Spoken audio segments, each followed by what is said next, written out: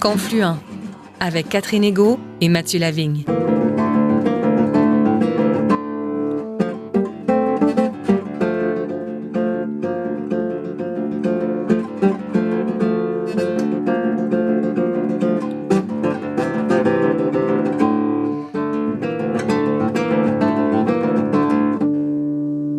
Bonjour à toutes et à tous, ici Mathieu Lavigne au micro. Merci d'être là pour un autre épisode de Confluent, votre émission qui donne la parole au premier peuple et à leurs alliés. C'est un plaisir que d'être avec vous pour les 30 prochaines minutes sur les ondes de Radio-VM et de Radio Galilée. J'ai le bonheur d'avoir à mes côtés ma collègue Catherine Égaud. Bonjour Catherine. Bonjour Mathieu. Alors cette semaine à Confluent, on reçoit l'anthropologue Gilles Bibeau, auteur de l'ouvrage « Les Autochtones, la part effacée du Québec », un livre paru en 2020 chez Mémoire d'Encrier.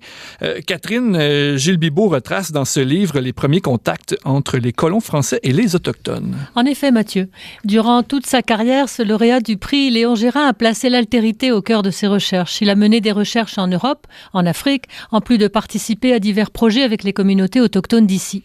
Dans l'entrevue qui est proposée cette semaine, il est notamment question de notre rapport à l'histoire, de décolonisation, de réconciliation et de Cateri Tekakwitha. Écoutons donc l'anthropologue Gilles Bibeau, interviewé ici par Mathieu Lavigne.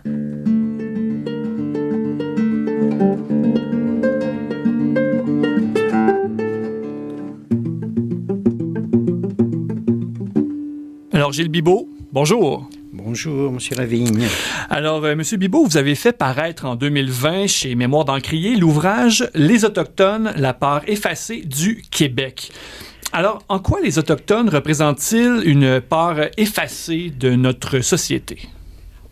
Oh là là, ils représentent une part effacée, disons, des manuels scolaires qui ont été des reprises pour l'enseignement au primaire, au secondaire, des grandes œuvres historiques de Garneau à Lionel Groulx.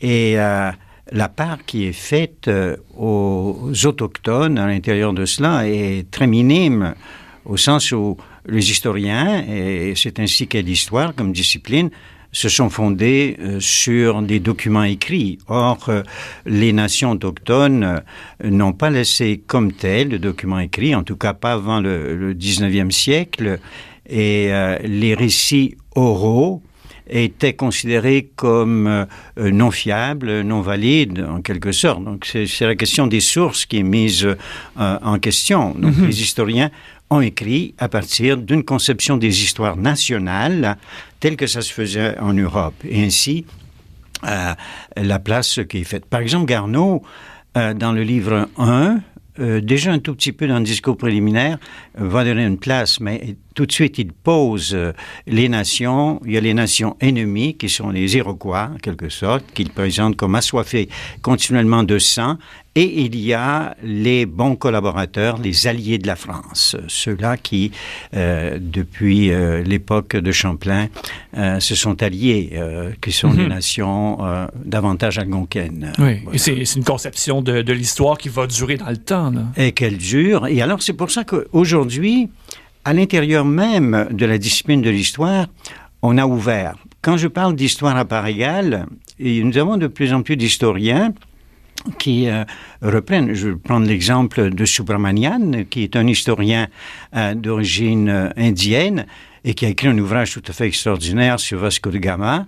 Et pour écrire cet ouvrage, bien sûr, on retourne sur les caravelles portugaises, aux grands récits laissés par les historiens portugais, etc. Mais il ajoute d'autres sources qui sont les sources indiennes, au Kerala, à Cochin, et il nous fait assister en quelque sorte à la rencontre de différentes traditions. Que s'est-il passé exactement? Et ça, cette histoire à part égale est extrêmement importante et elle rentre de plus en plus dans l'histoire classique.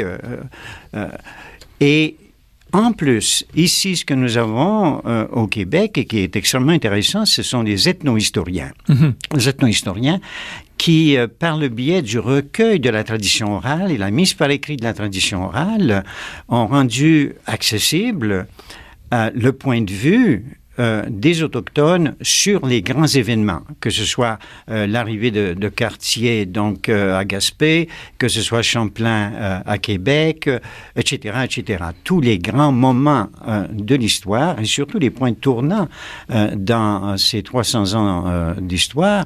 Et ils ont recueilli le point de vue dans des textes oraux mis par écrit. Et aujourd'hui, nous avons carrément non plus des ethno-historiens, mais une auto-histoire, puisqu'ils prennent eux-mêmes la parole en leur nom propre, à travers des écrivains, des écrivaines, qui reprennent. Donc, c'est pour ça que j'ai fait une très, très grande place à la littérature, dans la mesure où la littérature des peuples autochtones, des nations autochtones au Québec, c'est fortement ancré dans les contes des conteuses, tous ces récits oraux qui étaient là. Et maintenant, elles le mettent par écrit. Je pense Joséphine Bacon à toutes les jeunes, Naomi Fontaine, etc. Donc, c'est tout ça qui est en train de changer. Nous sommes dans un âge postcolonial ou décolonial, peu importe, où toutes les voix qui avaient été effacées jusqu'à maintenant, tout à coup, se font entendre en leur nom propre, où un certain nombre d'historiens, d'anthropologues, des spécialistes en sciences politiques, etc., se mettent aussi à l'écoute et ajoutent. Parce qu'il ne s'agit pas, en quelque sorte, de démolir les héros. Il faut en ajouter des nouveaux. C'est ça qui est extrêmement important. Et tout le livre, c'est un effort pour ramener ceux-là qui avaient été silencieux ou qu'on avait effacés même s'ils avaient parlé et de leur donner une place. Et est-ce que vous pouvez, Gilles Bibeau, nous donner un exemple d'histoire à part égale? Par exemple, est-ce qu'un événement, vous parliez de point tournant, un point tournant dans l'histoire du Québec, que vous pourriez nous raconter brièvement du point de vue, justement, des premiers peuples? Oui, c'est tout plein. Gaspé, 1534, la conversation rapportée par Christophe Colomb, ou en tout cas celui qui tenait les journaux de bord après la construction de la croix, et que Donnacona dit pourquoi vous avez fait cela. Ou Jacques Cartier, les récits de Cartier. Et qu'on mette, je dirais, Donnacona à côté de Jacques Cartier serait bien. Mais de manière encore beaucoup plus importante, la Fondation de Québec.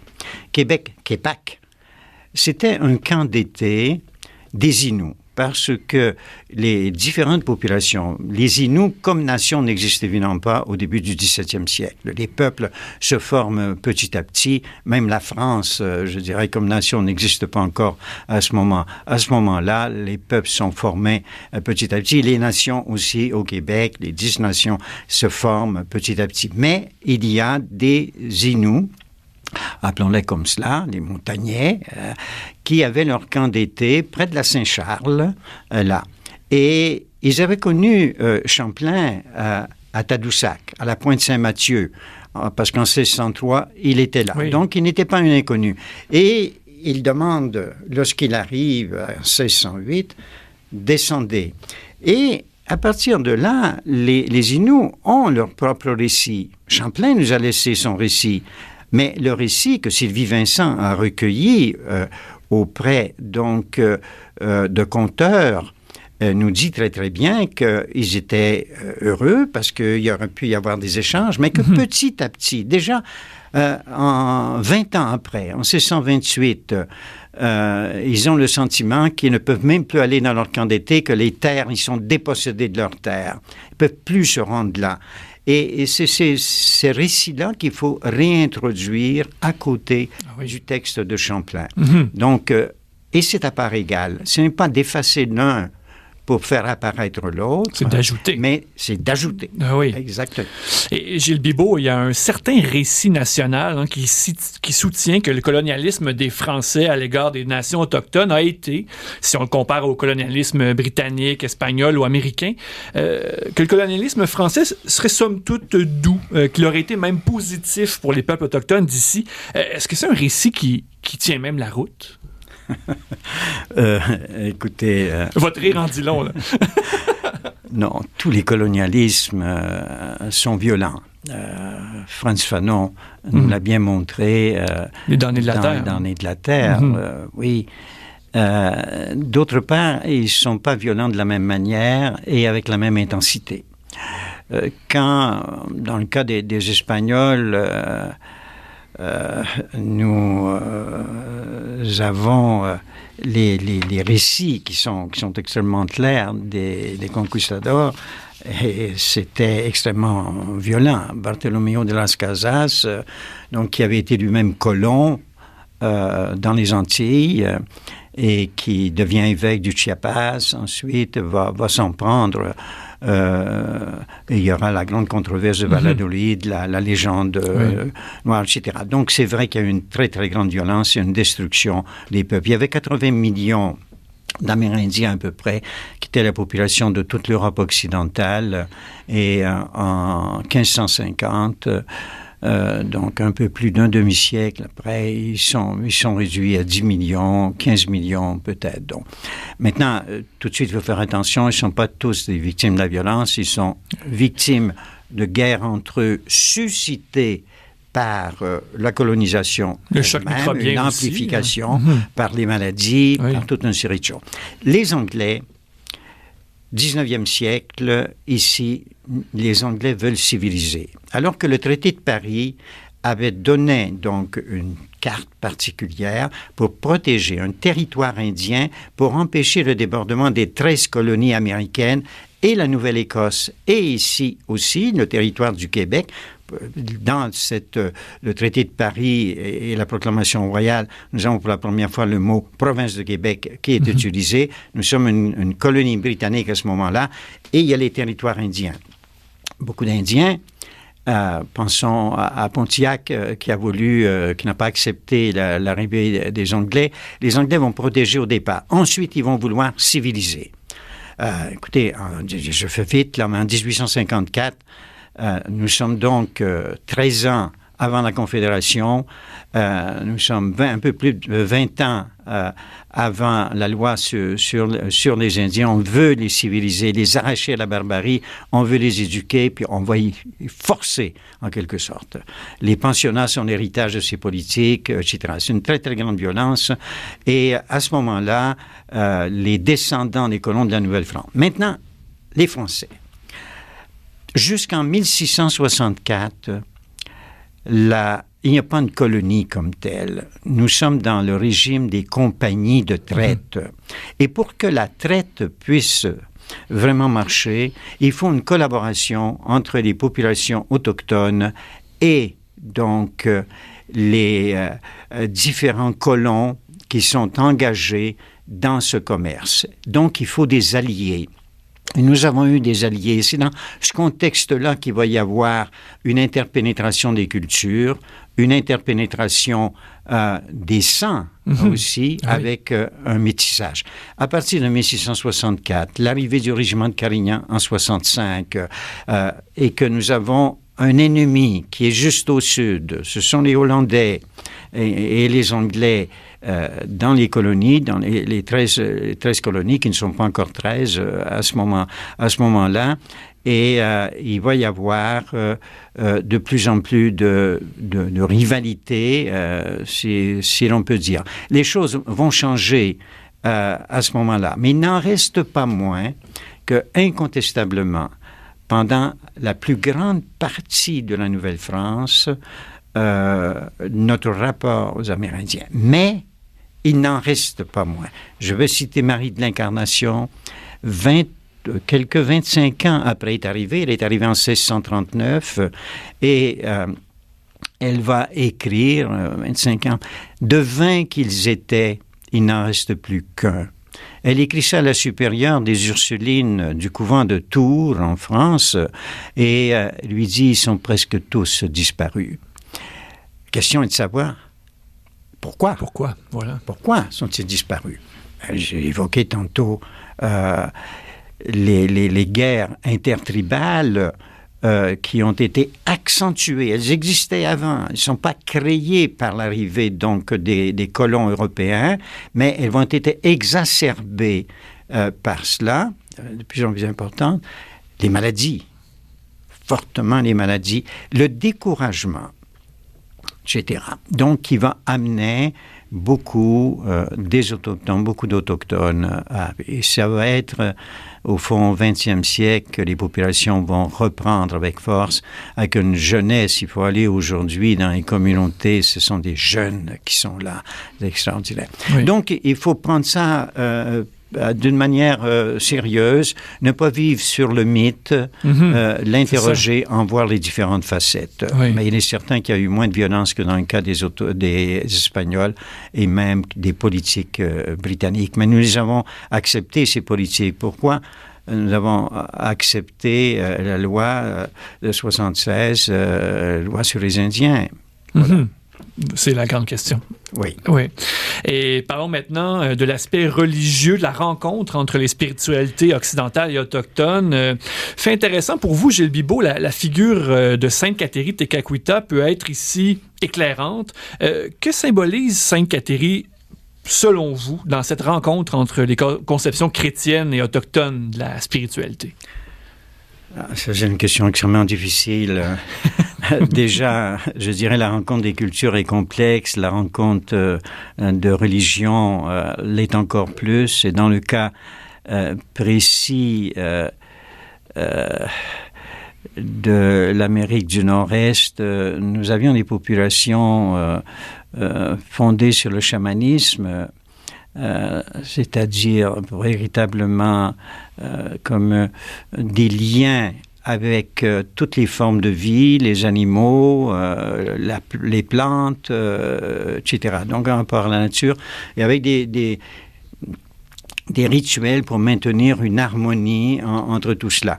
Et les missionnaires qui, et je dirais c'était une chance assez extraordinaire parce que, et dans le cas des Récollets qui sont là jusqu'en 25, lorsque les jésuites vont les remplacer, les collègues qui avaient l'esprit un peu franciscain et étaient proches de la nature, on a de très très beaux textes dans leur façon de faire la mission.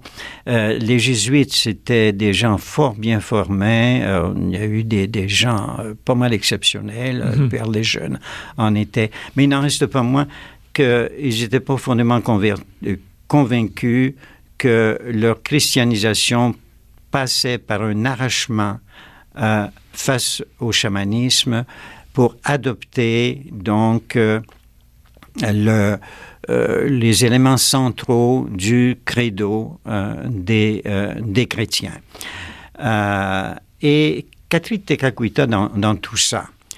Ce qui est d'abord très intéressant, c'est qu'elle appartient à ceux que les Français considéraient comme des ennemis, c'est-à-dire les Iroquois. Donc, elle est Agnais, Mohawk, mais de mère chrétienne algonquienne qui avait été enlevée lors d'un raid des Iroquois, les Agnais, sur le lac Saint-Pierre, puisqu'ils partaient de la rivière Mohawk, descendaient l'Hudson, lac Georges, lac Champlain, la rivière Richelieu et arrivait là-bas et ils menaçaient continuellement la colonie. Ils avaient enlevé sa mère.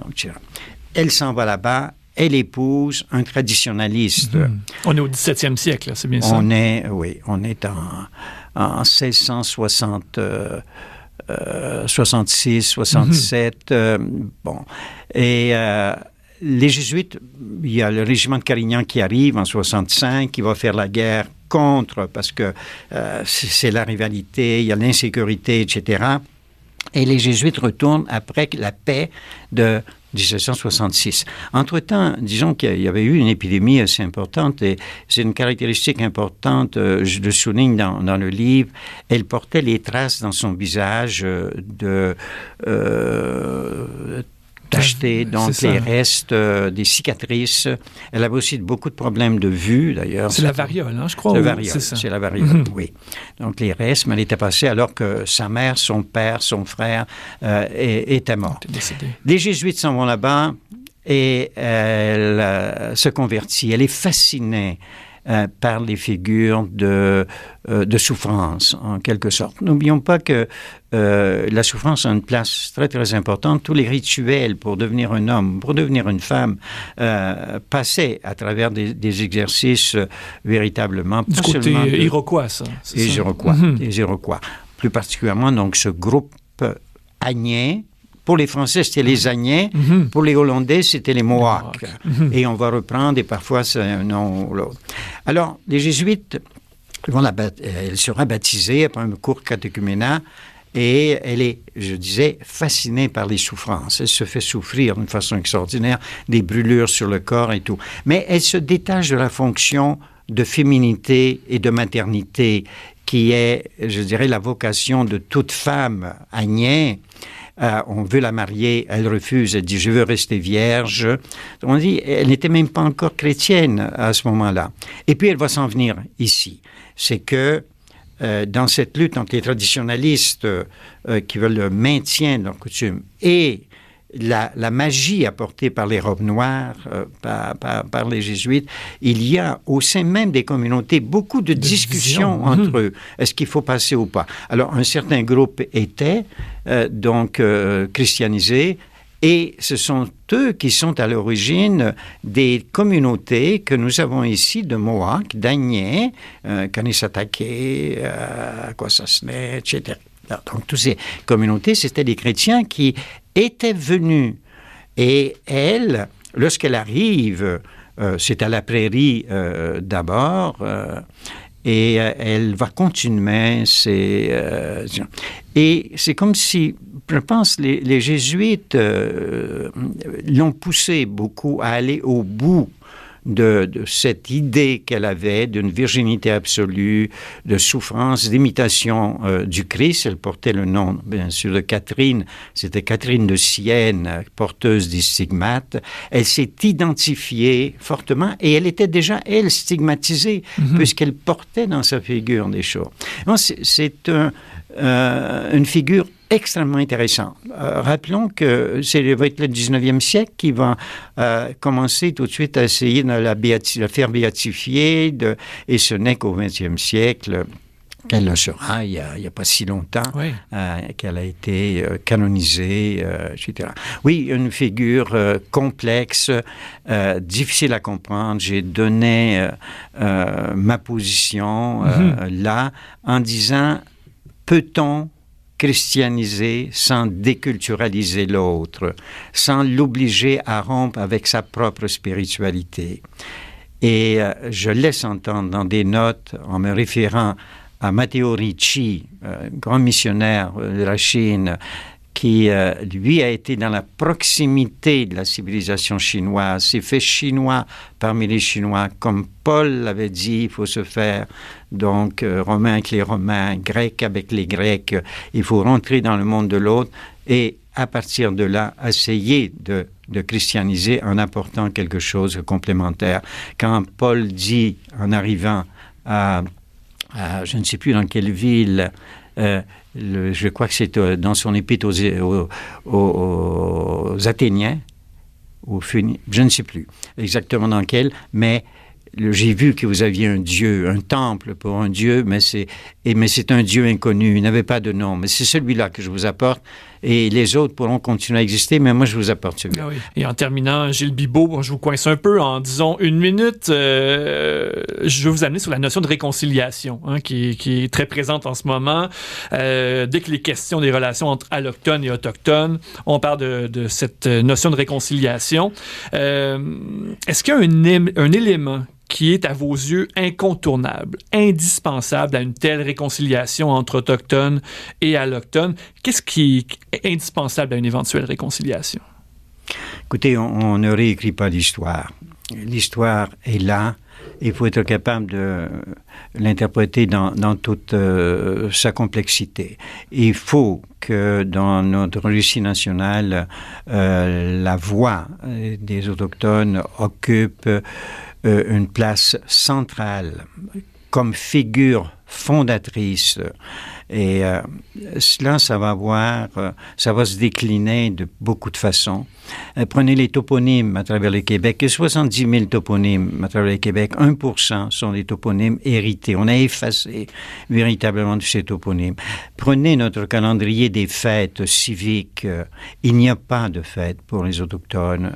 Nous avons nos fêtes religieuses chrétiennes. Nous introduisons ici et là des fêtes plus civiques qui vont dans le sens des nouvelles valeurs contemporaines, journée pour les femmes, journée pour telle et telle chose, ce qui est très bien, mais tout doit être repensé à partir de cette idée fondamentale de l'égalité. De l'égalité. Ils sont les nations qui sont là, qui ont été dépossédées de leur territoire, qui ont été parquées au 19e siècle, ce que la Nouvelle-France n'avait pas fait. De toute façon, on n'avait pas besoin de le faire puisqu'elle avait besoin des territoires pour aller chercher les pelleteries. Voilà. Ça faisait partie des choses. Mais donc, il y a la réconciliation, ça va être un long processus. Oui. Ça va être un long processus. Comme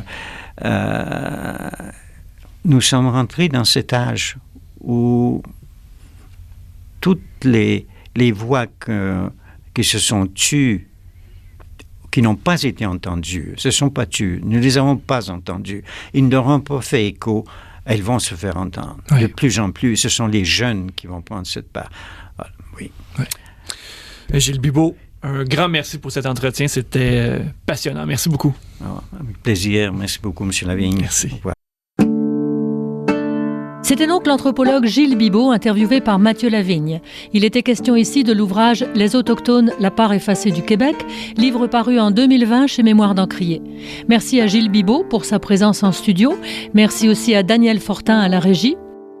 Nous vous rappelons que cette émission est portée par l'organisme Mission Chez Nous. Visitez notre site web au www.missioncheznous.com si vous désirez réécouter le présent épisode ou découvrir les textes et autres ressources numériques qui y sont déployés. Ici Catherine Ego. Ici Mathieu Lavigne. Merci d'avoir été à l'écoute. On se retrouve la semaine prochaine pour un autre épisode de Confluent. D'ici là, nous vous invitons à rester à l'antenne de Radio VM. À bientôt.